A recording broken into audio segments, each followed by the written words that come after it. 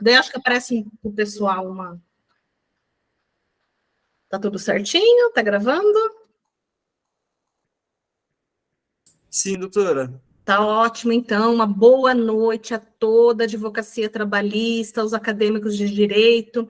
É assim, com muita alegria que a nossa 39ª subseção da OAB de São Bernardo do Campo traz essa palestra, assim, com esse conteúdo maravilhoso, com a professora, doutora, mestre Camila Sabonge, que nos brinda, né, com esse tema. A professora, ela tem uma página muito boa no Instagram, quem não a segue, depois a gente pode até constar aqui, eu deixo aqui nos comentários, o Edilson acho que tem, né, Edilson pode colocar aqui, por gentileza, nos comentários, porque, assim, o conteúdo trabalhista, ele é incessantemente atualizado, né, são decisões, são precedentes, são alterações. Eu comentei com um palestrante passado, o doutor Diego Petati, né, quem advoga na parte trabalhista, quem é professor, a gente pode morrer de qualquer coisa menos de tédio, né, doutora Camila, porque é muita atualidade, alterações.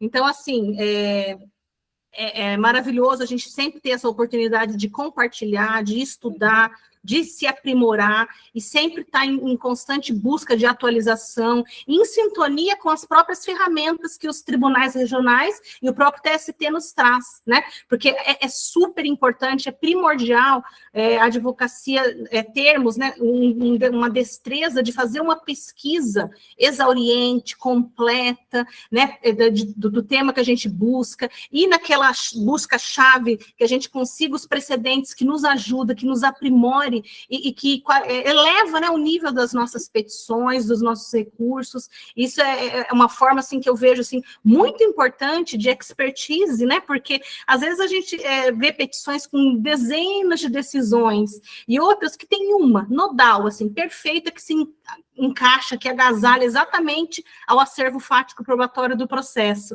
Então, isso, os juízes valorizam, às vezes constam as decisões, usam como fundamento. Eu já peguei, assim, por exemplo, o juiz utilizar o fundamento daquele precedente que eu citei. Então, assim, é isso que ajuda, auxilia os julgadores, auxilia e, consequentemente, ao jurisdicionado, né? Então, assim, é um tema importante, aproveitem, né? A professora, ela tem uma expertise muito boa, muito vasta, além de uma didática excelente, né?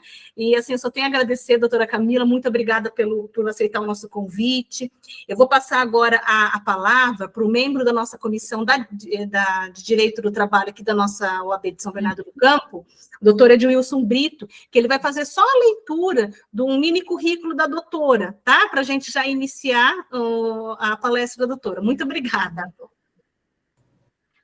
Boa noite, senhoras e senhores.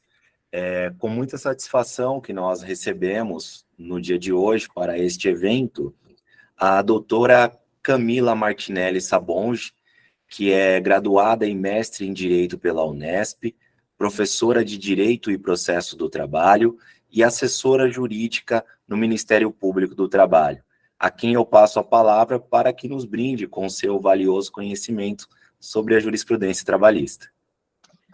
Muito obrigada, doutora Elaine, doutor Edilson. Eu me sinto muito honrada de estar aqui na OAB de São Bernardo, né, a convite da comissão, para trazer, na verdade, eu penso que aqui nós vamos trazer um bate-papo, um workshop, no sentido da gente conseguir compartilhar essas possibilidades de pesquisa, essa possibilidade de aprimoramento do estudo da jurisprudência, né?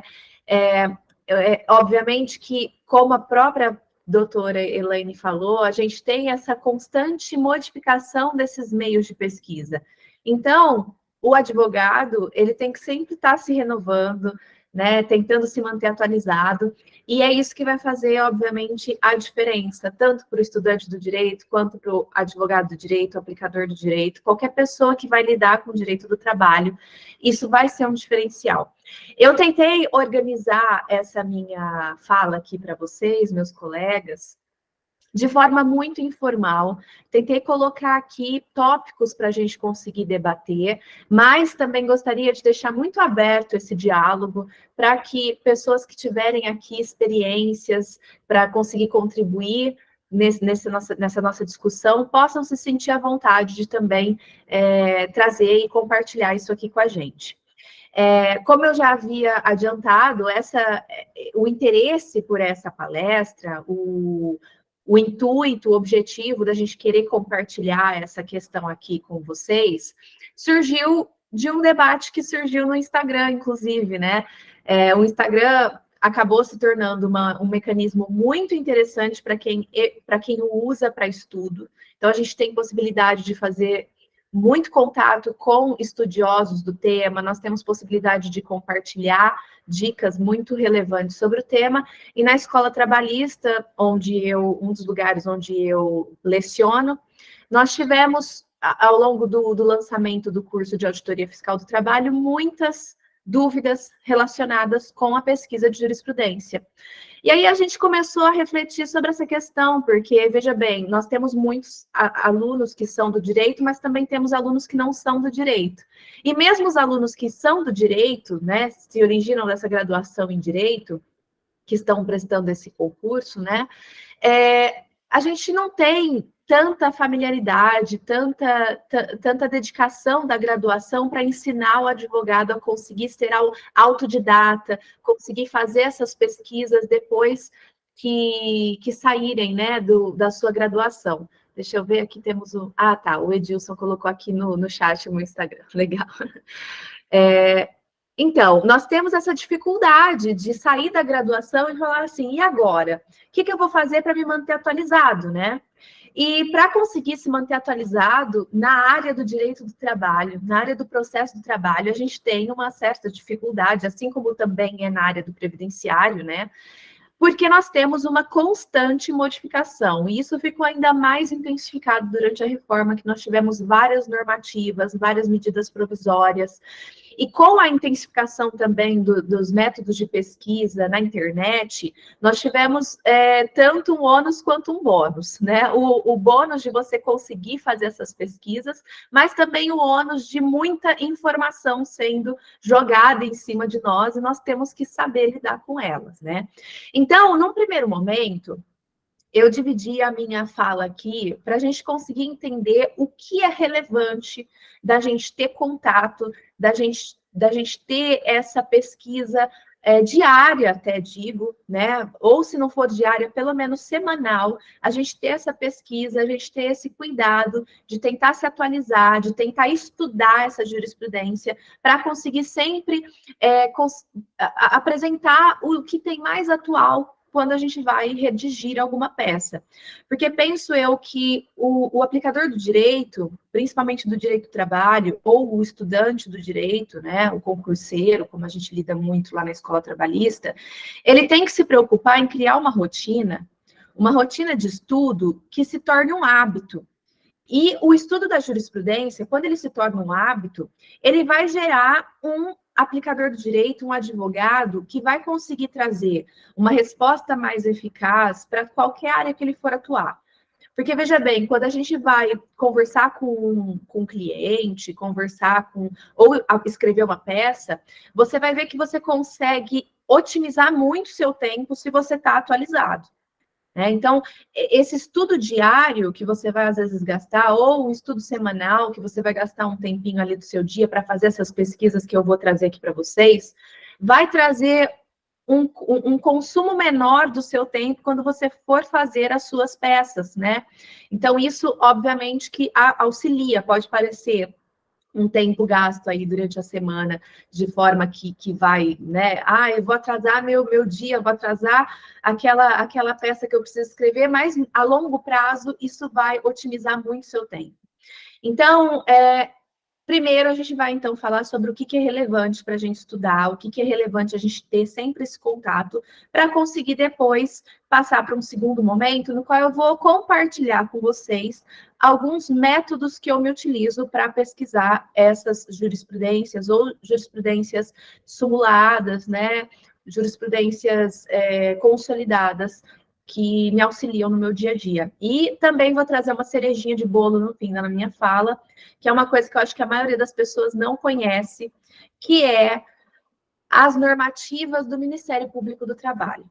Eu estava dando aula na terça-feira, numa pós-graduação que temos aqui em Ribeirão Preto, que é a EBJUR, né? E o tema era Ministério Público do Trabalho. e a minha sala, de uma sala de colegas advogados, só um colega advogado já tinha atuado em âmbito administrativo contra o Ministério Público do Trabalho. E ninguém da sala sabia que nós tínhamos disponível para acesso na internet normativas, notas técnicas, enunciados de colegiados do MPT para ter essa consulta e poder otimizar a sua atuação em âmbito de inquéritos civis, em âmbitos de procedimentos preparatórios, ou seja, procedimentos extrajudiciais no Ministério Público do Trabalho, ou até se utilizar dessas notas técnicas, desses entendimentos, dessas coordenadorias do Ministério Público do Trabalho em ações civis públicas, né? Ou seja, representando empresas em âmbito judicial. Então, no fim da minha fala, eu resolvi trazer aqui essa questão dessa pesquisa de pareceres, entendimentos, nota técnica, normativas, que são do Ministério Público do Trabalho, que eu acredito que seja, talvez, um dos âmbitos da advocacia que seja um dos mais rentáveis e um dos menos explorados, né? É raro a gente ter advogados que se especializam nessa atuação, nesses inquéritos civis e nessas ações que são ingressadas pelo MPT, tá? Bom, pessoal, então, primeira coisa que eu gostaria de conversar com vocês aqui. Tô fazendo o meu primeiro passo aqui no direito do trabalho. O que eu preciso saber para conseguir atuar bem no direito do trabalho, para conseguir me sentir atualizado? Falar, olha, eu sou um advogado trabalhista atualizado. Eu sei o que precisa saber para atuar na área trabalhista. Primeira coisa, pessoal, é ter conhecimento de alguns pontos, algumas decisões do STF. Obviamente que, apesar de nós termos no direito do trabalho o princípio da norma mais favorável, né, que acaba trazendo uma flexibilização aí na hierarquia rígida que nós temos nas outras áreas do direito do trabalho, aquela teoria rígida da pirâmide de Hans-Kelsen, onde tem o ápice da Constituição. Então, nós temos, sim, uma flexibilização aí na questão dessa hierarquia, o que faz com que no direito do trabalho nós priorizemos essas normas que são prioritárias. Isso não afeta a relevância e a autoridade do STF para dizer o que é ou não constitucional, o que é ou não legal para o direito do trabalho. O que eu quero dizer com isso? Quero dizer que muitos alunos se confundem e acham que as decisões do TST vão ser prioritárias na área trabalhista e acabam ignorando totalmente as decisões do STF, ou o estudo dessas decisões do STF, em razão desse princípio material, que é o princípio da norma mais favorável, princípio processual e material também, que é o princípio da norma mais favorável, né? Então, o primeiro ponto que eu trago aqui de destaque é esse. O aluno, o aplicador do direito que vai se dedicar à nossa área, ele não pode ignorar o STF. E mais do que isso, pode parecer óbvio, né? Mas a gente também não pode ignorar súmulas vinculantes do STF. Não podemos ignorar súmulas do STF que, mesmo não sendo vinculantes, tratem de direito trabalhista. Então, o primeiro ponto que eu trago aqui, sempre esteja pesquisando, entrando no site do STF, vendo as notícias que são trazidas, né, sobre a nossa área. Nós tivemos uma decisão muito relevante, semana passada, sobre a questão da contribuição sindical, que foi uma decisão do STF que mudou completamente a sistemática do que nós fazíamos aqui na nossa área trabalhista. Então, estar atualizado com essas decisões faz com que você consiga atuar de forma melhor. Só para trazer o enredo para quem não está, às vezes, sabendo dessa decisão, nós tínhamos, depois da reforma trabalhista, nós tivemos a queda dessa contribuição compulsória sindical, e houve aquela discussão se haveria a possibilidade do sindicato, por meio de uma negociação coletiva, implementar essa autorização da contribuição sindical, que deveria ser prévia e individual, segundo a reforma, por meio de uma convenção coletiva, um acordo coletivo, né? O próprio Ministério Público do Trabalho estava atuando muito nesses casos, até que saiu uma nota técnica da CONALES, que começou a defender essa possibilidade de você ter a autorização por negociação coletiva, tá, dessa contribuição. Mas precisa ter sempre, veja bem, a possibilidade de que o trabalhador ele apresente, se desejar, a sua não anuência, né, a sua oposição a essa contribuição, e aí chega o STF e coloca uma pá de cal nessa discussão agora na semana passada.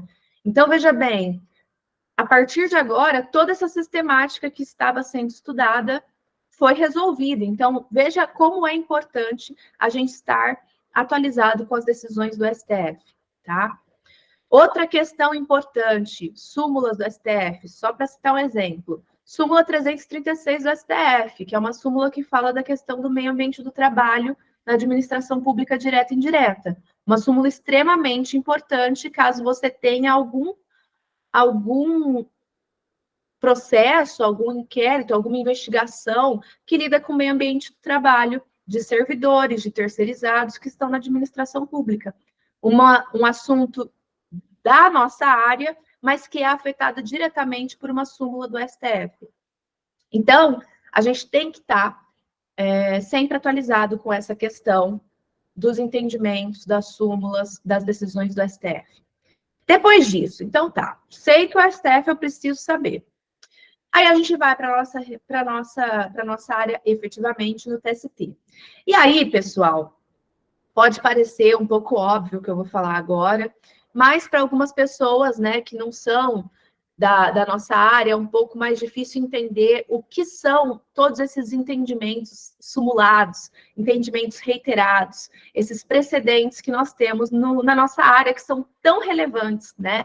Eu acho que a maior dificuldade para quem é da área civil, que começa a entrar no estudo do direito do trabalho, é conseguir entender a relevância, a importância que o direito do trabalho dá para as súmulas, as OJs e os precedentes normativos, tá? Basicamente, pessoal, se você está começando a estudar jurisprudência no TST, você precisa começar daí. Você precisa começar entendendo o que é uma súmula, que é um pronunciamento do tribunal que vai se reiterando, até que chega um momento que esse tribunal quer consolidar aquele entendimento, aquela interpretação que ele faz, e ele traz esse enunciado de súmula para trazer o quê? Para trazer segurança jurídica para todo mundo que atua na área do direito do trabalho. Então, é uma interpretação reiterada, ou seja, a própria atividade judiciária, que é essa interpretação, a subsunção da norma ao fato, que acaba se consolidando em razão dessa maioria do tribunal entender daquela forma. Aí nós temos a orientação jurisprudencial. A maioria dos alunos me pergunta qual que é a diferença entre um e outro. A diferença, pessoal, acaba sendo uma leve flexibilidade maior que a súmula possui, que a OJ possui, se comparada com a súmula, para conseguir ser elaborada e até modificada. E, inclusive, tivemos uma polêmica muito grande, né, com a reforma trabalhista, que foi o engessamento dessas súmulas para que elas fossem modificadas. Que agora também, ó, mais um exemplo, inclusive, de decisão do STF que resolveu a nossa vida, declarando a inconstitucionalidade desse engessamento da modificação das súmulas que foi trazido pela reforma, porque entendeu-se que foi uma usurpação, né, da própria atividade judiciária pelo nosso legislativo, ou seja, a atividade essencial do judiciário é interpretar e dar uma resposta aos casos práticos. E a súmula, como é uma reiteração de interpretação, obviamente que é a própria essência da atividade do judiciário. Então, quando a gente engessa a possibilidade de edição de súmulas, nós estamos, consequentemente, engessando a própria atividade do tribunal. Então, pessoal, a súmula, ela é, né, pela sua essência, um pouco mais rígida do que a OJ, mas, em linhas gerais, os dois casos são uma reiteração de entendimento, tá? A OJ, ela vem também para trazer uma segurança jurídica, para tentar expor a própria interpretação daquele tribunal sobre o tema, tá? E os precedentes normativos também são essa proposta aí da Comissão de Jurisprudência do TST sobre uma interpretação sobre determinado assunto. Então, esses 3 pilares aqui de jurisprudência, eles são aquilo que a gente chama de o ouro, né?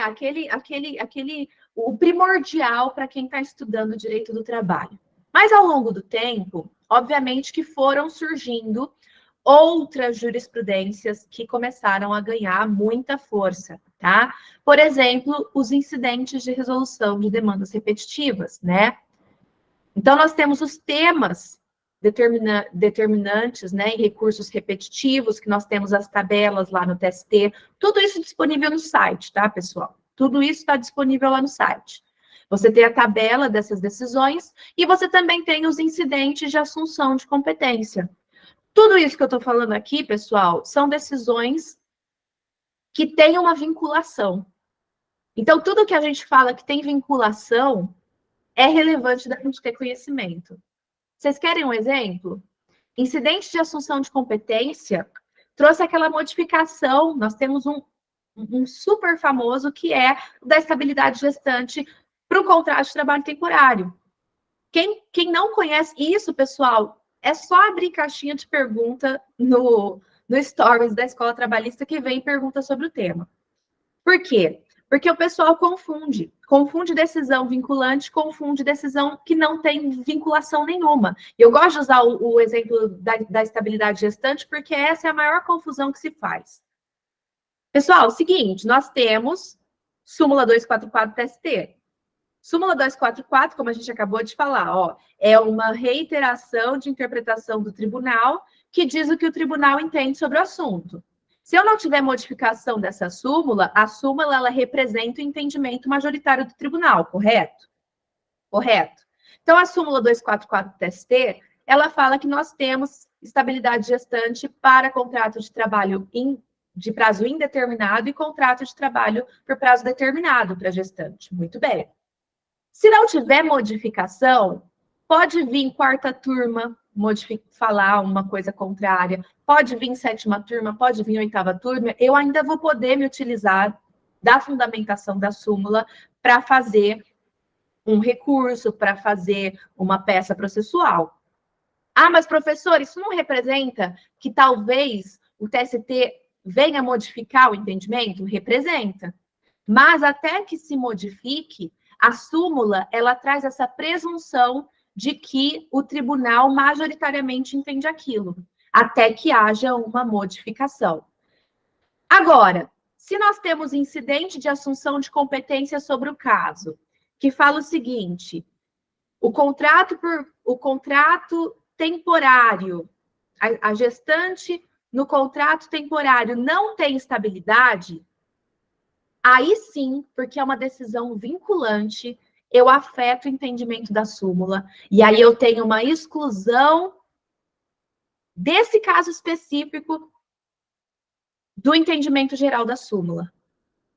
Agora, só para vocês entenderem o que eu quero dizer com isso, com decisão vinculante, com decisão que afeta todo o ordenamento. Se eu estiver falando da quarta turma, tá? Em decisão, dizendo que no contrato por prazo determinado de uma aprendiz não existe estabilidade, isso vai afetar o entendimento da súmula 244 TST? Não. Por quê, pessoal? Porque é um entendimento turmário. Turma não vincula. Isso pode ser utilizado por você, advogado, numa petição, se isso for te favorecer? Pode. Claro que pode. Porque você vai argumentar, você vai utilizar isso como força para o seu argumento. Contudo, se você está prestando uma consultoria para uma empresa, é importante você entender a diferença entre um IAC, entre uma decisão de quarta turma e entre uma súmula. Qual é a força de cada um desses elementos? Obviamente que nós, como advogados aqui, sabemos que certeza a gente só tem da morte, né? Então, assim, obviamente que pode acontecer de eu prestar uma consultoria e falar que a decisão da quarta turma não vai ter poder para modificar uma súmula. Mas nós sabemos, até olhando o histórico da construção da própria súmula 244, que o TST ele tem essa possibilidade de mudança de entendimentos. Então, obviamente que essa decisão da quarta turma pode ser um indício de que daqui um ano, talvez 1 ano e meio, 2, nós tenhamos uma modificação nessa sistemática? Sim. Mas, atualmente, o que nós temos é o que está no enunciado da súmula 244. Até 2012, né, o entendimento da quarta turma era o prioritário. 2012 para frente, nós tivemos essa modificação. Então, obviamente, que nós sabemos que essas questões da jurisprudência, elas vêm se modificando, elas se modificam mesmo, né? Depende muito da própria composição turmária do TST, de cada turma e até do seu pleno, mas a gente tem que jogar com o que nós temos naquele momento. E para prestar consultoria, é muito importante a gente ter na cabeça essa prioridade aí de cada uma das jurisprudências. E aí, já entrando nessa questão das turmas, né, eu acho interessante a gente falar um pouquinho do pleno, da SDI 1, da SDI 2, né, da SDC. O que são essas turmas aí e qual é a relevância da gente também distinguir elas? Quando eu estou falando de pleno, pessoal, quando eu estou falando de SDI 1 e SD2, sessão de dissídios individuais, sessão de dissídios individuais 2, ou SDC, sessão de dissídios coletivos, eu estou falando de decisões também que têm um poder de vinculação. Eu estou falando de decisões que são mais fortes, que vão poder ser utilizadas de forma mais robusta, porque elas representam uma tentativa de uniformidade de entendimento pelo TST, diferentemente de entendimentos turmários. Então, por que eu estou falando isso, pessoal? Porque se vocês forem fazer uma peça e vocês tiverem a possibilidade de encontrar uma decisão da SDI 1, vocês priorizem essa decisão. Priorizem essa decisão em detrimento de decisões, por exemplo, da 7ª turma, 4ª turma, 3ª turma. Vocês só vão usar decisões turmárias se vocês não encontrarem súmula sobre o assunto, OJ sobre o assunto, precedente normativo, incidente de assunção de competência, tema em recurso de revista, decisão do pleno, SDI 1, SDI 2, SDC, aí vocês vão para a turma.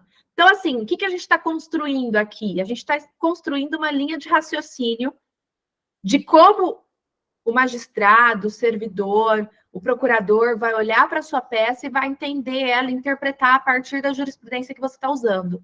E é por isso que na hora de fazer o estudo, na hora de construir a sua peça, você tem que ter isso muito em mente. Se eles se depararem com a sua peça e verem que você está usando uma decisão da SDI 1, obviamente que eles vão dar muito mais valor do que se for uma decisão turmária, tá? Se for um incidente de assunção de competência, vão dar mais valor do que se for uma decisão turmária, porque, assim, a vinculação da jurisprudência vai, obviamente, afetar a robusteza do seu argumento. E aí eu vou trazer uma questão aqui, pessoal, que eu entendo, né, que muitos advogados acabam tendo uma carga de trabalho muito grande. E ficar fazendo pesquisas e pesquisas leva um tempo, né? Obviamente. Então, assim, o uso de modelos, né, é uma coisa que acontece na advocacia, acontece nos órgãos públicos, acontece. Agora, obviamente que se você estiver diante de uma peça que traz uma jurisprudência de 2008, agora em pleno 2023, a força argumentativa dessa peça vai ser um tanto quanto fragilizada. Porque, como a gente já partiu do pressuposto aqui na nossa introdução, nós temos a modificação constante da jurisprudência na nossa área trabalhista. Então, uma jurisprudência de 2008, gente, era melhor nem citar, com todo o respeito do mundo, falando aqui como colega, sabe? Infelizmente, isso às vezes até prejudica mais do que ajuda uma jurisprudência muito desatualizada. Então, assim, 2017 para frente, eu diria que é um marco assim tolerável, 2017, a não ser que seja uma jurisprudência, pessoal, que colocou fim numa discussão. Então, nós temos decisões, às vezes, por exemplo, do STF, que a gente estava falando, decisão vinculante do STF, que colocou fim na exigência de conhecimento do empregador para que a estabilidade gestante fosse concedida. Ou seja, o STF determinou que mesmo no desconhecimento da própria gestante ou do empregador, no ato da dispensa, do estado gravídico, isso não afeta a estabilidade. Essa decisão é antiga. Meados ali de 2016, se eu não me engano. É uma decisão antiga, mas como ela colocou fim numa discussão, porque ela é uma decisão vinculante, nós não teremos decisões posteriores sobre o tema, porque já foi debatido e já foi resolvido. Colocou uma pá de cal naquela situação. Então, obviamente que nesse caso, você vai poder utilizar essa jurisprudência antiga. Por quê? Porque ela é uma jurisprudência emblemática. Então, a gente também tem que ter essa noção para fazer essa distinção entre uma jurisprudência emblemática e uma jurisprudência que simplesmente está só desatualizada. Então, uma jurisprudência turmária, por exemplo, né, antiga, ela só está desatualizada, ela não é uma jurisprudência emblemática, tá? Bom, eu fiz aqui algumas anotações, deixa eu ver onde estamos, só para ver se já está na hora da gente passar para a parte prática, né, da nossa aula, onde a gente vai ver um pouquinho aqui de quais são os meus macetinhos pessoais de pesquisa de jurisprudência. Pessoal, alguma dúvida? Todo mundo está quietinho? Está dando para entender? Alguma dúvida? Tranquilo? Então tá. Pessoal, vou contar um pouquinho da minha experiência pessoal com pesquisa jurisprudencial. Eu saí da graduação e, como eu já sabia que eu queria ser professora, eu logo ingressei no mestrado. E tanto na minha graduação, eu já exercia pesquisa, no meu mestrado também exercia pesquisa, e minha grande paixão sempre foi a pesquisa jurisprudencial. Então, essa questão da pesquisa quantitativa de jurisprudência, ou seja, entender quantitativamente o que representa uma procedência de um tribunal antes dele ter uma decisão que vinculasse, né? Por exemplo, no meu caso, foi o dano existencial. Eu queria entender como todos os TRTs entendiam o dano existencial, antes mesmo de ter aquela decisão do TST sobre o dano em ré ipsa da jornada de trabalho, né? Se era presumível ou não era presumível o dano existencial em razão da jornada de trabalho, eu já tinha essa resposta, porque eu tinha feito essa pesquisa em âmbito de todos os TRTs, lá em meados de 2017, né? Então, a gente conseguiu detectar, por meio de toda essa pesquisa de todos os julgados, de todos os TRTs que falavam sobre dano existencial, por meio dessa palavra-chave, a gente conseguiu analisar, eu e meu orientador, em torno de 800 julgados, a gente conseguiu analisar que todos os julgados que estavam chegando no TST, eles acabavam entendendo que, regra geral, o dano existencial não era presumível em razão da jornada. E 70% dos julgados que falavam de dano existencial falavam sobre jornada. Então, quando saiu aquela decisão emblemática da vinculação, né, do TST, uniformizando esse entendimento, né, a gente já tinha essa resposta antes mesmo por causa de uma pesquisa percentual de jurisprudência. Então, é muito interessante a gente ver como a gente consegue trazer respostas por meio dessas pesquisas jurisprudenciais. Né? Desde então, eu me apaixonei por essas questões de pesquisa jurisprudencial, não exerço com tanto volume mais, mas obviamente que quando eu preciso de alguma resposta, quando eu preciso me utilizar de alguma coisa aí, eu volto aos sites e efetuo as pesquisas, né? E o que eu acho importante, eu vou até tentar aqui compartilhar a nossa telinha aqui. Vou me organizar aqui para compartilhar a tela com vocês. Vamos para a questão da pesquisa, né? Bom, a primeira coisa, eu vou trazer aqui primeiro a página do TST, para a gente conseguir ver algumas questões que eu citei aqui, como no meu dia a dia eu entro no site e utilizo esse site a meu favor para conseguir encontrar alguns desses elementos que a gente comentou aqui. Bom, como a professora Elaine mesmo falou, né, o site do TST ele sofreu uma alteração recente da pesquisa e, obviamente, que o que eu posso dizer para vocês é o seguinte, a gente não pode se apegar, porque desde o começo das minhas pesquisas em 2017, o tanto de modificação de site de TRT para outro site de TRT, de TST, enfim, não há uma uniformidade, tá?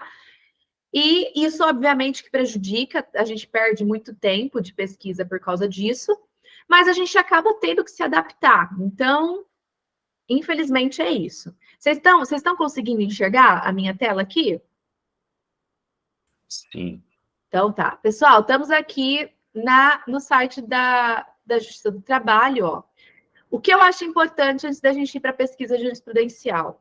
Notícias, ó. Notícias dos TRTs nós temos aqui no site do Conselho Superior da Justiça do Trabalho. E eu vou tentar ir aqui para o site do TST. Para a gente também olhar aqui, ó. Onde nós temos também as notícias, que é muito interessante, ó. Site do TST. Também temos as notícias, a agência de notícias. Pessoal, sempre é legal dar uma olhada aqui. E aí, como é que eu vou saber quais são as notícias que são mais relevantes?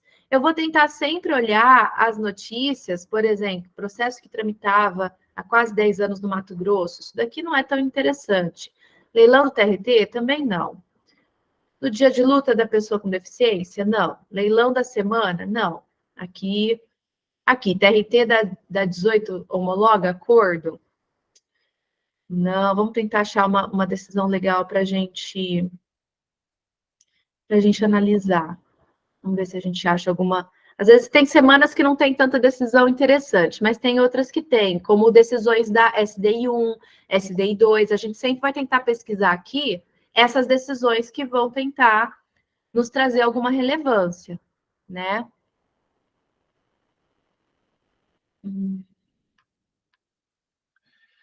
Eu acho que a doutora abriu uma segunda aba e não está aparecendo para nós. Isso. Não. Só tem no site do TST.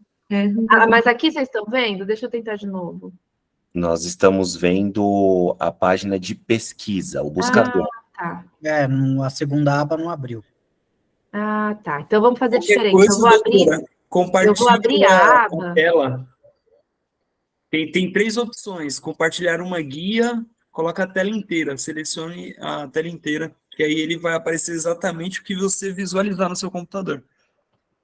Então, tá. Aí mostra tudo.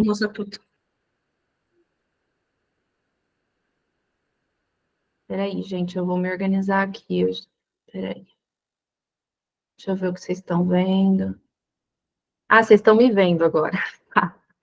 Peraí, vamos lá, então.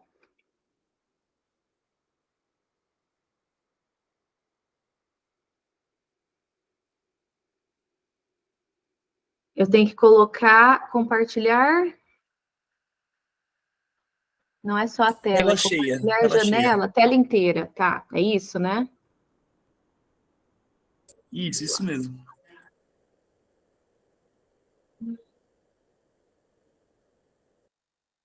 Foi, pessoal? Acho que tá indo. Foi. Agora pode abrir a janela que a senhora deseja. Maravilha, ó. Então, aqui, estamos no TST, tá? É sempre legal dar uma olhadinha aqui nas notícias. Então, a agência de notícias. É sempre legal a gente dar uma olhadinha aqui. E o que a gente vai pesquisar de mais relevante aqui na agência de notícias? O que eu gosto de pesquisar? Notícias que se relacionam com decisões e decisões que sejam do pleno, SDI, SDI1, SDI2 e SDC, tá? Nesse caso aqui, ó, que eu estava comentando com vocês, é que nessa semana foram decisões um pouco mais administrativas, né? Eventos, ó, processo que tramitava há quase 10 anos no Mato Grosso foi encerrado durante a Semana Nacional da Execução, então a promoção da Semana Nacional da Execução, né? Leilão da Semana Nacional da Execução. Então, as decisões aqui, as notícias estão mais vinculadas a isso, essa atuação do TST e dos TRTs também, tá? Mas é sempre legal a gente dar uma olhadinha aqui. Aí, a gente vai olhar a parte da pesquisa, ó. Aqui nós estamos na pesquisa do TST. E aqui a grande questão que a maioria dos alunos, dos aplicadores do direito estão com certa dificuldade de fazer a pesquisa. O que eu acho mais importante para a gente conseguir fazer a pesquisa é o seguinte, ó. O que eu faço para facilitar o meu dia a dia? Eu tenho sempre um caderninho em PDF de súmulas no meu computador. Então, eu ponho aqui súmulas, pesquisar. Ó, tá carregando, ó. Seleciono todas as súmulas, tá vendo? Que aqui estão todas as súmulas do TST. E exporto para o meu PDF, por PDF aqui. Desse jeito, pessoal, o que eu posso fazer? Posso utilizar esse file aqui com um Ctrl F e fazer a pesquisa de qualquer palavra-chave que eu preciso. Isso daqui facilita muito a vida. Agora, nessa nova sistemática do TST. Mas, obviamente, que se você quiser fazer uma pesquisa aqui no próprio site, você vai se utilizar dessas ferramentas aqui. Isso daqui eu estou falando que eu faço na minha prática. Estou abrindo um segredinho meu, né? Que eu acho que facilita muito. Mas, tudo bem, quero entrar sempre aqui no site da jurisprudência para acessar a súmula. A mesma coisa para acidente normativo. Eu também tenho um PDFzinho.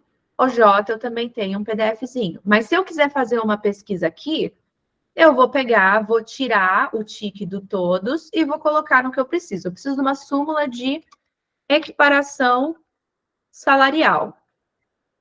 Vou colocar aqui, ó, na primeira linha. Gente, vocês estão conseguindo enxergar, né, o que eu estou fazendo? Então, né? Então, pessoal, só me dá um alôzinho, um ok. Sim, sim. Então, tá. Perfeito.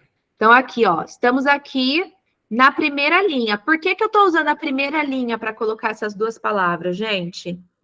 Porque aqui eu tenho a partícula E, tá?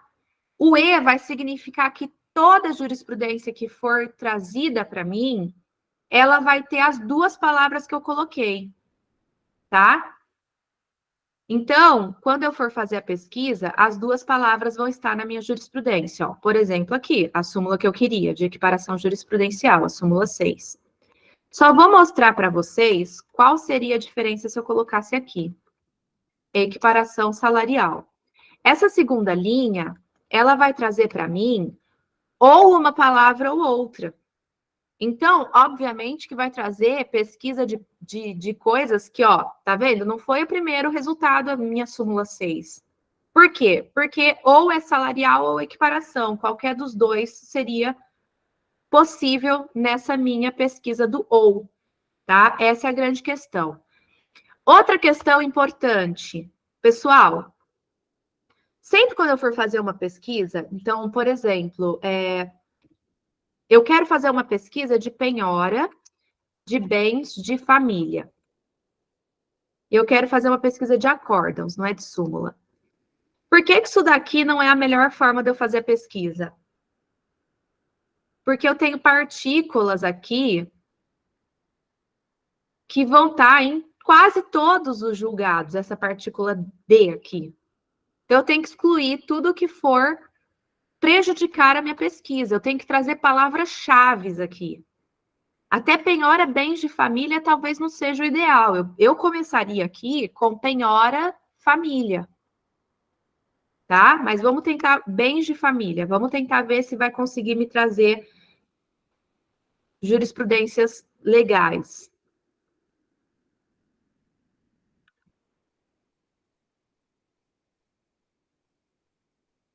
Ó, aqui, ó, tá vendo que na jurisprudência que eu pesquisei, ele indicou bastante penhora e indicou aqui família. E outra coisa interessante que é interessante da gente colocar também, ó, a ordem da pesquisa. Lembra que eu falei para vocês que a gente tem que priorizar jurisprudência que seja mais nova? Então, é interessante a gente colocar a ordem por data, tá? Porque aí eu vou poder selecionar a jurisprudência que eu encontrar que seja mais recente. Eu já começo da mais recente, tá? Agora, então, basicamente, pessoal, aqui a pesquisa é essa. A gente vai sempre priorizar esse primeiro campo, porque é a partícula E. Eu vou tentar colocar as palavras-chave, eu vou tirar, por exemplo, se eu quiser fazer assim, dano existencial e dano moral. Eu vou tirar essa partícula E sempre, tá? Eu vou também tentar, por exemplo, se eu fizer a pesquisa e está aparecendo muito dano, e isso está prejudicando a minha análise, eu posso tirar a palavra dano e deixar só existencial e moral, porque a maioria dos julgados vai presumir esse dano existencial e dano moral. Então, obviamente que essa pesquisa ela também permeia um pouco de tentativa e erro, mas as dicas são essas. Eu me utilizar dessa parte aqui para selecionar o que eu quero. Sempre que eu preciso fazer uma pesquisa, eu vou me utilizar primeiro das jurisprudências vinculantes e depois eu vou falar da questão da partícula E, tirando tudo que for me prejudicar, tá? Pessoal, súmulas. Súmulas do STF, a mesma coisa. Regra geral, eu entro aqui nesses sites, ó, então aqui, estou no STF, súmulas vinculantes.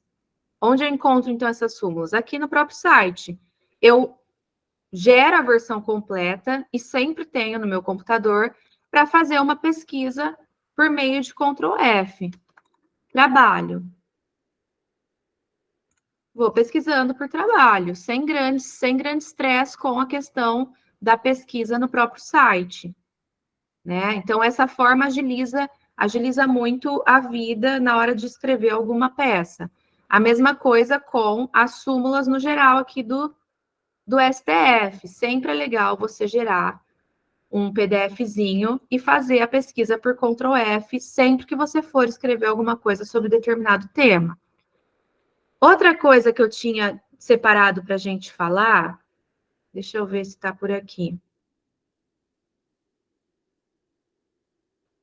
Ó, aqui no site do STF, nós temos algumas opções de pesquisa, ó, repercussão geral, nós temos opções de pesquisa de jurisprudência e de publicações, né? Notícias do STF, você consegue sempre pesquisar por aqui. É sempre importante a gente ficar de olho nessas questões aqui, tá? Bom, outra coisa que eu trouxe aqui para vocês, pessoal, que fica disponível no nosso site do TST também, são os informativos. Os informativos, pessoal, eles são relevantes de se fazer o estudo. E eu acho que é importante a gente comentar um pouco sobre os informativos, porque muitos alunos eles têm dificuldade de estudar o informativo e também o advogado de usar o informativo a seu favor. O informativo, a gente pode se cadastrar no site do TST para receber esse informativo no seu próprio e-mail, mas também todos os informativos eles ficam disponíveis para consulta. E aí é só você baixar esse informativo em PDF e utilizar ele para pesquisa por palavra-chave também por Ctrl F, né? Também é uma possibilidade. Mas o que eu acho importante é a gente se manter atualizado com o estudo do informativo, sempre priorizando o quê? Essa primeira parte aqui, pessoal. Primeiro, o informativo, ele sempre traz a jurisprudência vinculante. Então, é essa parte que vocês precisam se preocupar, tá? SDI 1, SDI 2, e depois vão vir as decisões turmárias. Essa parte de baixo, você só usa se tiver alguma jurisprudência no seu cotidiano que vá, uma jurisprudência, um caso, na verdade, no seu cotidiano, que a jurisprudência for te auxiliar. Regra geral, isso daqui não é a melhor opção para você se atualizar, para você ser um advogado que está atualizado com as decisões do TST. Regra geral, o que você vai priorizar são esses 2 tópicos aqui de cima, tá? Então, os informativos, para você otimizar o seu estudo de informativo, essa é uma ótima dica. Muita gente fala, nossa, mas ó, 34 páginas de informativo, como é que eu vou manter essa leitura de informativo atualizado? Não, gente, vamos tentar otimizar nosso tempo e utilizar só esses 2 primeiros tópicos aqui dos informativos para estudo. O turmário, se você está com pouco tempo, você exclui do seu estudo mensal, né? Que o informativo ele não sai toda hora, sai às vezes quinzenalmente, sai às vezes semanalmente, tem alguns meses que tem menos produção, mas assim, dessa forma você consegue otimizar seu tempo e manter um estudo mais otimizado. Então, falamos aqui sobre o STF, questão aqui da pesquisa, publicações, as súmulas, né, como que minha indicação, né, de como estudar essas jurisprudências, a pesquisa também já falamos, né, a pesquisa aqui também já falamos, os files de súmulas, né, aqui, ó, então agora nós vamos para uma outra questão que eu acho que pouca gente fala, mas isso daqui, pessoal, isso daqui, na minha opinião, vale ouro. Quantas pessoas, quando vão entrar com uma ação contra uma empresa, geram a certidão de processos contra essa empresa? Vocês têm esse costume, pessoal? Dr. Fábio está falando que sim. E isso ajuda muito, né, Dr. Fábio? Isso faz uma grande diferença, pessoal. Ah, professora, qual que é a relevância de eu fazer isso? Vou dar um exemplo de um caso dessa semana mesmo. A doutora Juliana falou que não faz. Doutora Juliana, faça e depois você conta para a gente a modificação na efetividade dos seus casos. Eu vou contar um exemplo para vocês aqui. Pessoal, nós tínhamos um caso, né, no Ministério Público do Trabalho. Para quem não sabe, eu trabalho lá, né, como chefe de gabinete. E nós tínhamos um caso de resgate de trabalhadores em condição análoga de escravo. E era uma empresa, né, que nós tínhamos algumas informações que era recorrente essa ausência de pagamento de salário, ausência de pagamento de verbas rescisórias, essa submissão de trabalhadores a esse tipo de condição quando foi feito o resgate.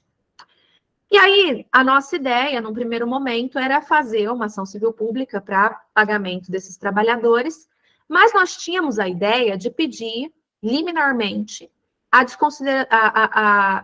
tanto pedir a desconsideração da personalidade jurídica e também pedir liminarmente o bloqueio de alguns bens. Só que ao longo da instrução, né, e também pelos auditores fiscais do trabalho, não ficou muito claro, né, por meio das provas que nós tínhamos, essa intenção de dilapidação de patrimônio ou essa intenção de que não houvesse, né, essa intenção de pagamento das verbas. E aí, como é que eu ia conseguir justificar esse pedido de forma que tivesse alguma chance de ser provido esse pedido de desconsideração imediata da personalidade jurídica, direcionamento para os sócios, com esse bloqueio liminar, né, esse pedido cautelar, de acautelamento aí desses bens, para a gente conseguir efetivar, né, esse pagamento das rescisórias desses trabalhadores. Certidão de processos, pessoal. Ó, vou mostrar aqui para vocês. Aqui nós temos, né, o do TRT, que é o da nossa região aqui. Vocês são da 2ª região, né, pessoal? Ou são da TRT da 15ª também? Segunda. Da segunda, né? Da 2ª região.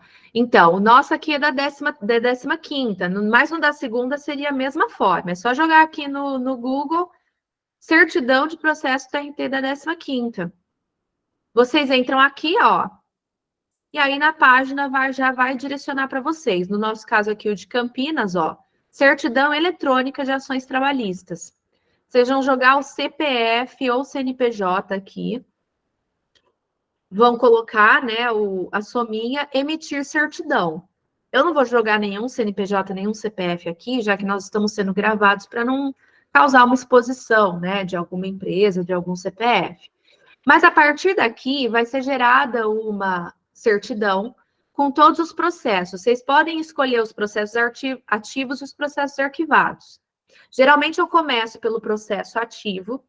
E aí, nesse processo ativo, pessoal, o que vocês vão fazer? No meu caso, eu gerei essa certidão daquela empresa e eu fui, obviamente, que na força da determinação, olhando um por um desses processos. O que eu indico? A gente tem que ter uma malícia da data.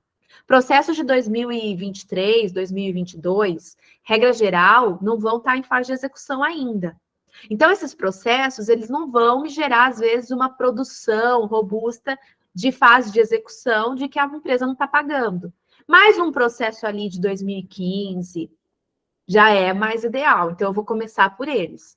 Aí eu vou pegar esse processo, vou lá no PJE com esse número da empresa que eu estou querendo pesquisar e vou começar a olhar o andamento da pesquisa por terceiros. Eu vou conseguir olhar os despachos. E aí eu vou sempre tentar olhar, depois da fase de liquidação, na fase de execução, se houve o pedido ou a aplicação também, às vezes por ofício, porque antes da reforma trabalhista nós tínhamos essa possibilidade, né? Da desconsideração da personalidade jurídica por meio da teoria menor, ou seja, não pagamento daquele direito, né? Que já foi transitado em julgado. E aí, pessoal, o que eu posso fazer? Eu tiro eu gero um PDF desse despacho, né? Dessa decisão, e eu consigo utilizar isso como fundamento de prova para que eu consiga uma liminar deferida, um pedido de desconsideração da personalidade jurídica já na inicial do meu processo. Então, veja bem, é um caso de pesquisa, né, de julgado, não chega a ser uma jurisprudência porque não é uma decisão reiterada, mas é uma forma de pesquisa de decisão que poucas pessoas conhecem, né, e auxilia muito a efetividade dos nossos processos. Nesse caso, a gente fez isso e entrou com esse pedido agora, ontem, na verdade, né? Fizemos esse pedido ontem e estamos esperando aí o deferimento, mas é algo que a gente faz recorrentemente para tentar trazer mais efetividade nesses casos que demandam essa urgência, tá? Pessoal, então, essa daqui era uma dica interessante que eu tinha separado para vocês. E agora eu vou trazer uma questão que eu acho que poucas pessoas conhecem, né? Que é a questão...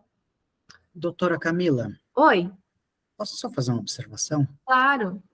Então, com relação a essas certidões, elas também a gente utiliza muito também no caso de arresto na inicial, pedido de arresto na inicial, inclusão de sócios, a gente pega até a certidão do TJ para ver execução fiscal, né? Então, assim, quando você tem essas certidões em mãos, os advogados que têm essa certidão, eles têm um panorama, eles têm uma vantagem muito grande.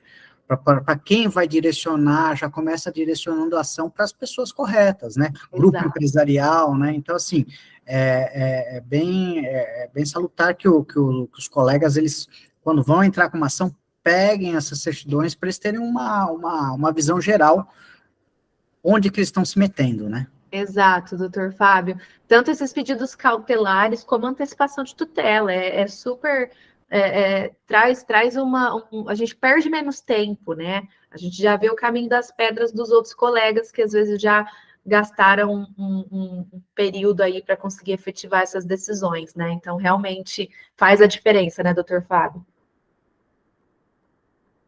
Bom, aí, pessoal, eu vou parar de compartilhar aqui só para eu fazer algumas considerações sobre a questão do Ministério Público do Trabalho para a gente passar para finalizar para essa pesquisa relacionada com essas normativas do Ministério Público, tá? Para a gente conseguir finalizar com essa dica que eu acho muito valiosa. Pessoal, o que acontece? Poucas pessoas conhecem, mas nós temos uma atuação no Ministério Público do Trabalho que não se restringe a essa atuação em âmbito judicial. Existe uma atuação muito forte e até prioritária em âmbito extrajudicial, que é por meio de recebimento de denúncias, né, que podem virar inquéritos civis, se houver o interesse de atuação, de investigação do Ministério Público, quando tem uma violação de direito difuso, direito coletivo, enfim. O que acontece, pessoal? Nós temos, então, essa atuação e nós temos a atuação judicial que já conhecemos.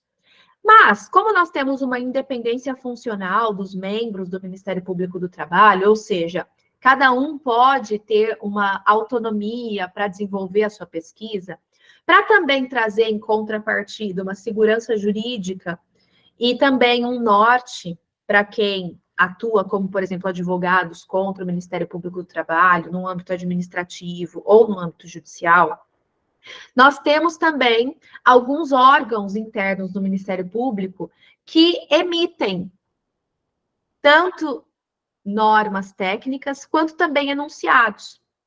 Pouca gente conhece, mas existe um órgão que se chama CCR no Ministério Público do Trabalho, que é um órgão que revisa todos os indeferimentos de denúncia, todos os arquivamentos de inquéritos civis.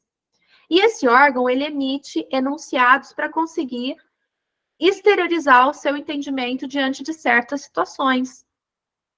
Poucos advogados sabem da existência desses enunciados, e esses enunciados, eles são muito relevantes se você for fazer uma manifestação no inquérito civil, né? Porque esses enunciados, eles têm um poder não vinculante, ou seja, eles não obrigam o membro, mas como há essa revisão do que o membro faz pela CCR, é muito levado em consideração o que a CCR emite como enunciado, tá? É como se fosse esse respeito que os tribunais possuem pelos entendimentos do TST, mesmo que não sejam vinculantes, né? Então, porque acaba sendo uma manifestação de uma corte superior, tá?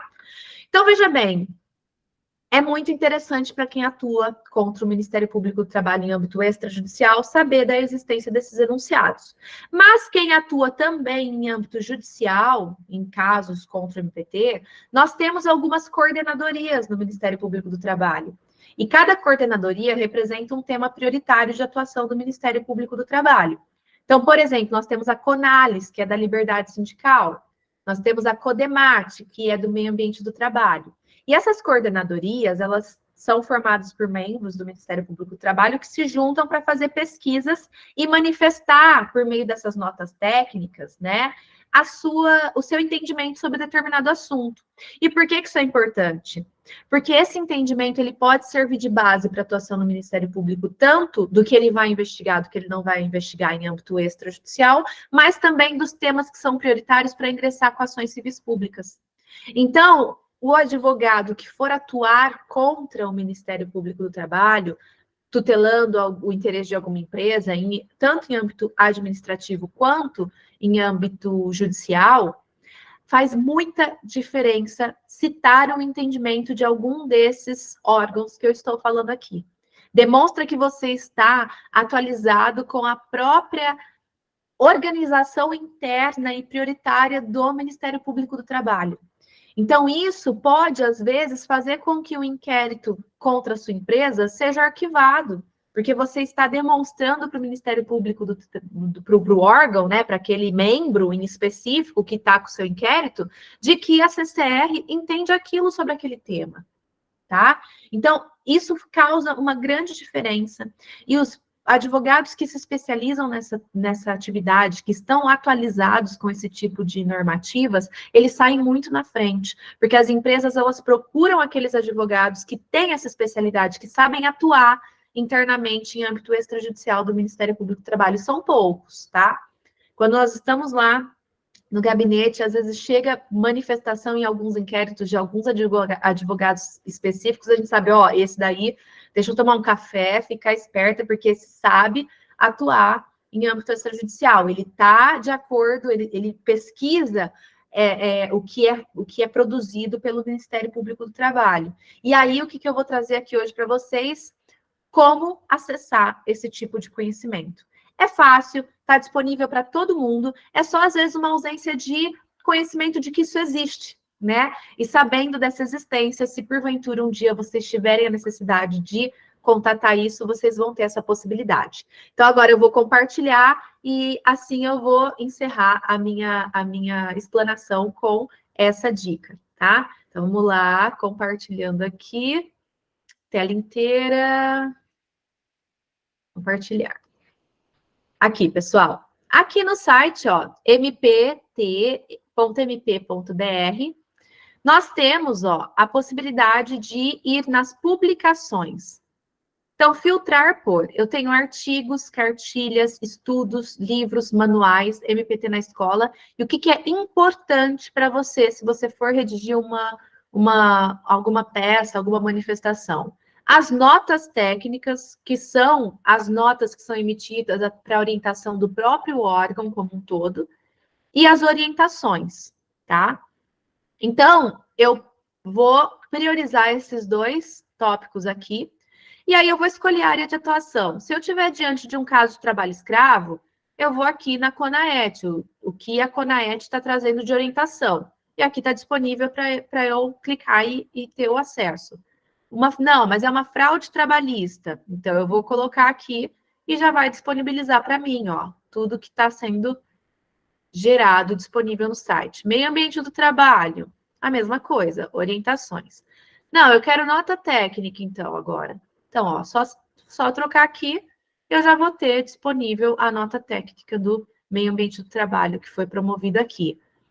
Promoção à igualdade. Nós tivemos, ó, por exemplo, a questão da sede eleitoral, que foi muito debatido e foi gerada uma nota técnica sobre o assunto, que era utilizado como parâmetro para os casos que eram investigados sobre o assunto. Então, assim, pessoal, isso daqui é muito rico, é muito valioso para quem atua ou quer atuar nesse tipo de caso extrajudicial, e está sempre disponível aqui de forma gratuita, tá?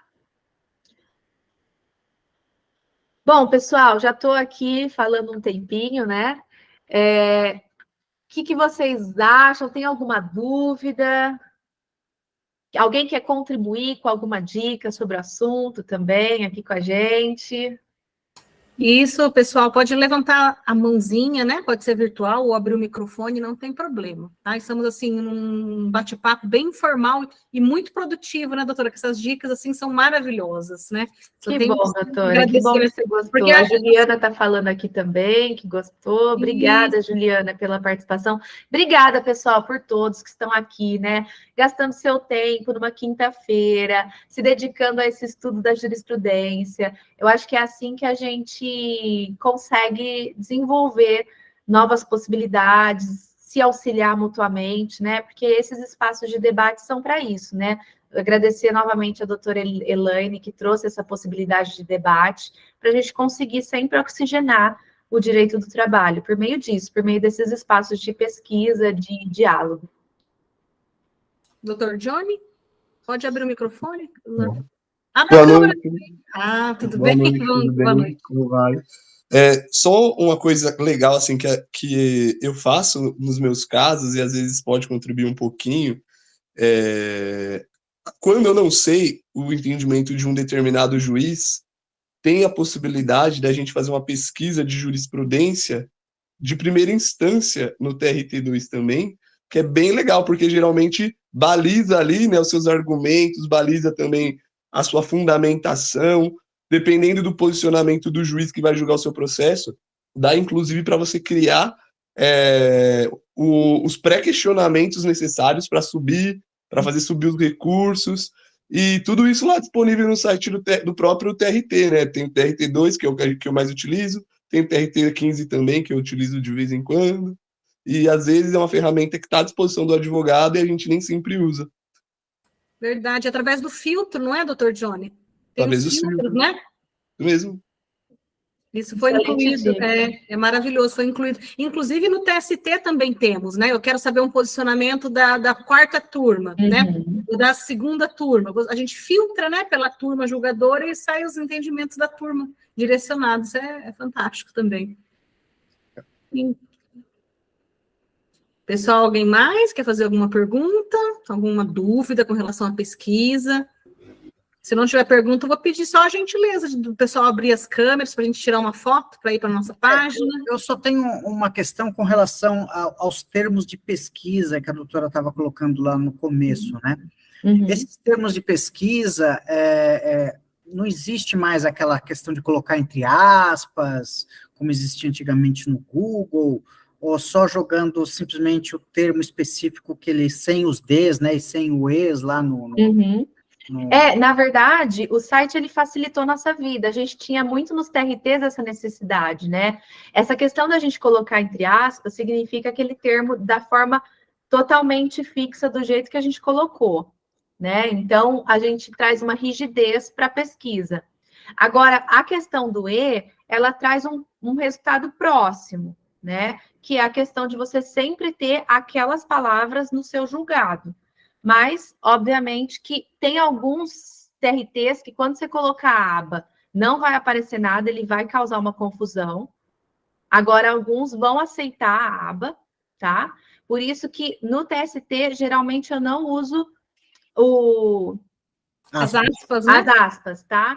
Porque geralmente alguns TRTs vão causar essa confusão, alguns não. Então, é uma tentativa em erro também que a gente vai fazendo. Eu lembro que na minha pesquisa, quando eu fiz essa pesquisa do mestrado, que eu tinha que fazer nos 24 TRTs, alguns causavam essa confusão e davam como inexistente jurisprudência sobre o tema quando eu colocava essas aspas. E aí eu tinha que fazer a pesquisa só com o E, né? Alguns, inclusive, como o TST, ele traz a possibilidade do E e do OU. Então, você não precisa incluir o E. Alguns você precisava incluir o E, né? Então, você colocava as aspas mais o E. Então, assim, também tem essa questão da modificação de site para site, né? O TST agora, eu não estou sentindo essa necessidade de colocar mais as aspas, porque ele tem essa divisão, ele trouxe o E, o OU, ele trouxe essas alternativas para a gente. Mas é uma questão de tentativa também, doutor Fábio. Se, porventura, em algum tema específico, você sentir que vai trazer uma pesquisa mais eficaz, aí é possível fazer essa tentativa. É complicado, né? Nós temos sempre a mesma forma em relação à estética dos TRTs, né? Mas nós temos um motor diferente, né? Um motor de busca totalmente diferente. Às vezes, de um TRT para outro, motor de busca, você coloca uma coisa, você usa o mesmo termo para um outro TRT, vem coisas totalmente contrárias ao que você está querendo, né? Você quer ver um exemplo que agora eu lembrei enquanto o doutor falava? Na época que a gente estava fazendo a pesquisa, né, tinha essa confusão do dano existencial e dano moral. Uhum. E aí, alguns TRTs, agora eu não vou lembrar quais, não sei se era 12ª, 11ª, eles faziam algumas jurisprudências, citavam, dano existencial / moral, tudo junto. E aí, se você colocava só o existencial, não apareciam essas jurisprudências. Então, a gente tinha que incluir, inclusive, essa possibilidade da diversidade, de colocar tudo junto com barra, né? Então, assim, o TST agora, eu sinto que essa modificação que foi trazida, ela tentou trazer um pouco de facilidade nesse sentido, né, de dividir as possibilidades de pesquisa das palavras. Mas, obviamente, que também depende muito da própria redação da ementa, né? Porque, às vezes, uma pontuação diferente na ementa vai prejudicar a sua pesquisa, né? Por exemplo, essa questão da barra entre duas palavras que estavam juntas. Então, existem adversidades que a gente acaba tendo que lidar. Doutor José Carlos, por favor.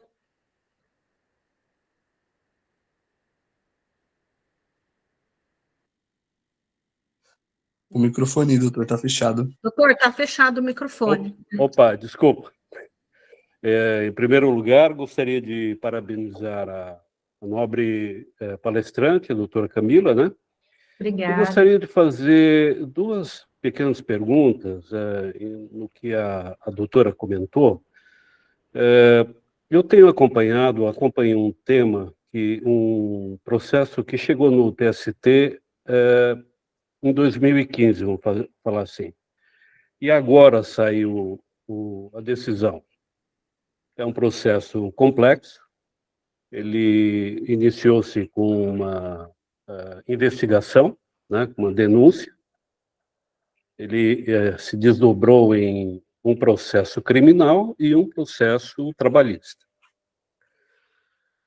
Na decisão do TST, eu achei muito curioso quando a nobre palestrante comentou sobre a pesquisa na jurisprudência mais atual. Naquela data, era atual. Agora, depois de 8 anos, houve uma decisão, eu não coloco aqui qual foi a turma, né, no TST, mas houve a observação sobre que o interessado não citou qual era, aliás, não indicou o link para que fosse possível ou facilitasse o trabalho do TST em confirmar tudo aquilo que estava sendo apresentado como provas do processo. Esse foi um ponto. O segundo, quando a nobre colega comenta a respeito da atuação do MPT, eu gostaria de saber como fazer para pedir uma investigação em situações como essa, que, por exemplo, há uma suspeita que no processo criminal tenha acontecido uma fraude processual. Então, como lidar com essas situações? Como eu disse, é um processo complexo, né? Uhum. E que eu vejo, de um lado, o cliente acuado, né? Com medo, vamos falar assim, e, por outro, foi até comentado num determinado momento por um colega da comissão, sobre saber onde se está entrando. Então, fica aquele duelo, né, entre Golias e o pequenino, e o pequenino ele fica ali acuado, ele tem medo de exercer o seu direito, né, e muitas vezes ele até desiste de exercer o seu direito, né? Então, eu gostaria de saber se a nobre palestrante poderia tecer algum comentário sobre isso. Doutor José Carlos, muito obrigado pelos questionamentos. Pelo que eu entendo aqui dessa questão, das questões que o doutor trouxe, acredito que sejam 3 pontos que a gente precisa analisar. Primeiro, a questão do direito intertemporal, que vai afetar essa questão da jurisprudência citada. A segunda questão, a questão do que é relevante para citar, né, para a gente conseguir identificar um julgado, que é uma questão interessante da gente trazer também. E o terceiro ponto, que é a questão da atuação do Ministério Público do Trabalho nas questões das fraudes trabalhistas e fraudes processuais, né, ali dissimuladas, enfim. Não sei se é exatamente isso o caso do doutor, mas o Ministério Público ele só vai do trabalho, né, que é onde eu atuo, ele só vai atuar quando nós tivermos algum tipo de lide, algum tipo de fraude que prejudique algum direito trabalhista. Se for um tipo de fraude em processo penal, esse tipo de coisa vai ser destinado para o Ministério Público, né, não o Ministério Público do Trabalho, e aí foge um pouco do meu conhecimento. Mas a gente tem, sim, uma coordenadoria, a Coordenadoria das Fraudes Trabalhistas, e a gente acaba recebendo um número menor de denúncias relacionadas a processos que têm esse tipo de tentativa ou de fraudar os credores, ou de fraudar direitos trabalhistas, quando tem algum tipo de atuação em conluio de advogados, ou quando tem, às vezes, uma empresa que se utiliza do trabalhador para entrar com uma lide simulada ali, para tentar, de alguma forma, ter o pagamento de uma verba trabalhista, em detrimento de outros credores de outras áreas. Então, existem algumas situações que existe, sim, o interesse do Ministério Público do Trabalho investigar, e aí, geralmente, esse tipo de situação chega por meio de ofícios que são encaminhados pela própria Justiça do Trabalho. Ou, às vezes, alguma denúncia de trabalhador que fala que, fui coagido a entrar com essa ação, porque senão não iriam me pagar as verbas rescisórias. Aquele tipo, agora com a reforma trabalhista que a gente tem, a homologação judicial dos acordos extrajudiciais, existem muitos empregadores que tentam coagir seus trabalhadores a entrar com essas ações para receber as verbas rescisórias, para tentar uma quitação geral. Então, me parece, doutor José Carlos, que não é exatamente esse o seu caso, mas os casos que a gente atua são mais ou menos esses, né? Então, esse outro caso não foge um pouco do meu cotidiano. Em relação à citação da jurisprudência, o que a gente vê até pela própria uniformização de pesquisa acadêmica, né? As normas da ABNT, que são utilizadas também na redação e na citação de jurisprudência por meio das nossas peças, apesar de que no âmbito judicial, no âmbito processual, essas normas elas são flexibilizadas, porque a gente tem uma valorização mais do direito material do que da forma em si, desse processo, a formalística da redação da peça. Eu acho que o mais importante da gente priorizar é a gente conseguir, de alguma forma, identificar essa peça, e não me parece que seja um requisito exigido majoritariamente, né? Pelo menos eu não tive esse tipo de experiência de pedirem care codes ou códigos específicos. O que geralmente eu vejo ser um requisito é citar o tribunal, então TST. Qual é a turma? Então, SDU, processo, 2 pontos, número. Depois, relatoria, depois, data do julgamento e data da publicação. Então, geralmente, esses são os requisitos para a gente conseguir fazer uma análise aí daquela jurisprudência. A gente tem, obviamente, não é muito objeto da nossa aula aqui, mas recurso de revista a gente sabe que é um pouco mais complexo, a gente tem que fazer aquela citação, toda aquela comprovação, né? Até fazer copia e cola, né? Colocar lá na peça toda a extensão da jurisprudência. Então, aí é um pouco mais complicado, sim. Aí foge um pouquinho dessa regra geral da citação. Mas aí são requisitos específicos desse recurso. E aí o terceiro ponto que é interessante da gente comentar, doutor, que aí, infelizmente, não temos muita regra, é um tema que é muito atual, é o que nós mais discutimos hoje em dia, que é a questão do direito intertemporal. Depois da reforma trabalhista, nós tivemos uma grande discussão sobre essa questão.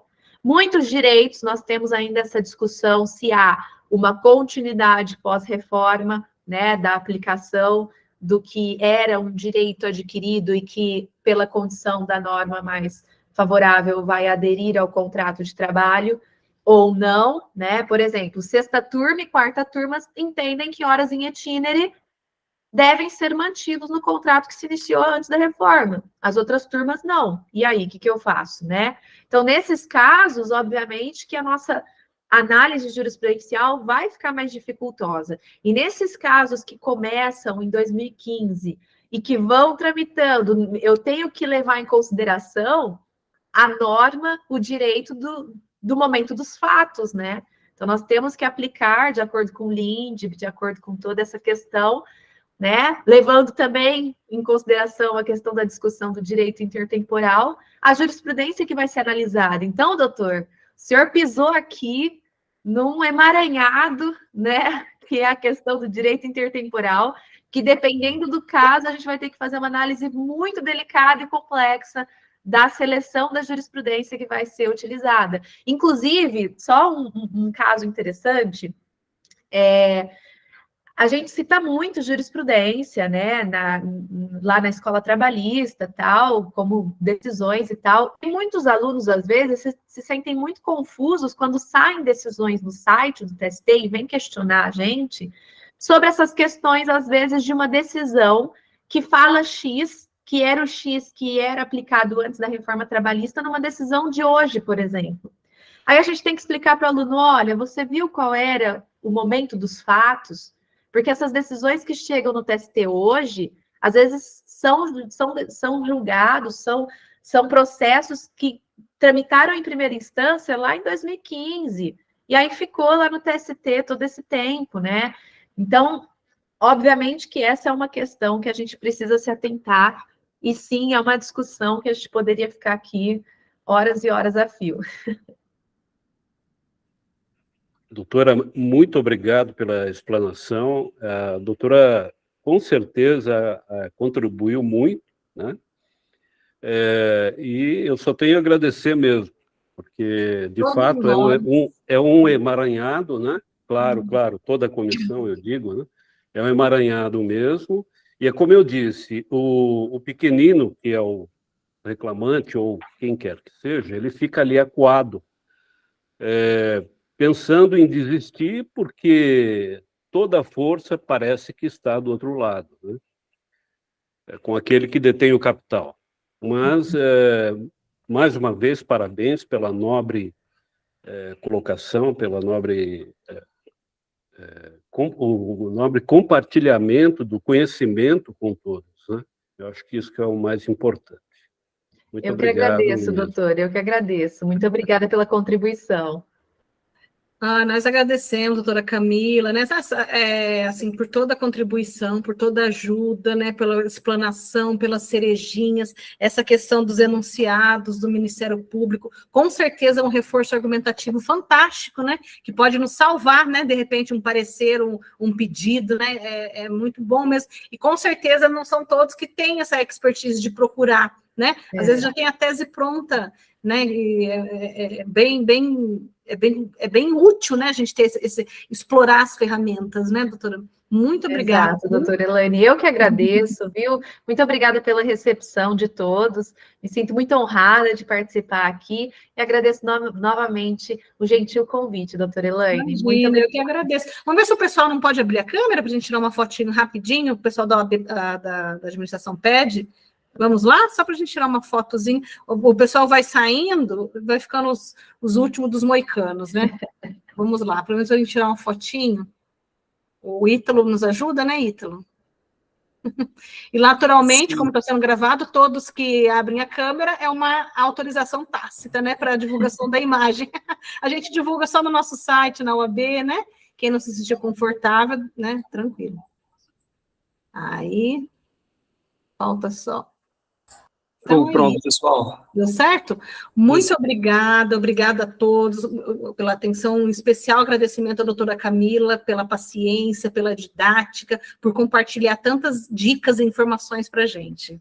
Muito obrigada, doutora. Obrigada, pessoal. E num futuro próximo a gente repete um outro tema. Vamos, né? Opa, estou sempre à disposição. E quando passar aqui por Ribeirão, doutora Elaine, toma um cafezinho aqui com a gente. Com certeza, eu estou com um convite do... Agora eu faço muita confusão de Ribeirão Preto e São José do Rio Preto, com o professor José Carlos, sabe? Do Audiência 4.0. Ele é daí, de Ribeirão? É daqui mesmo. Então, acho que dia 2 de novembro eu Então estarei. pronto, então resolvido. Ou um shopping, né? Para de repente estar Um shopping também, muito bom também. Muito obrigada, pessoal. Uma boa noite, um bom descanso a todos. Obrigada. Até mais, pessoal. Tchau, tchau. Tá bom.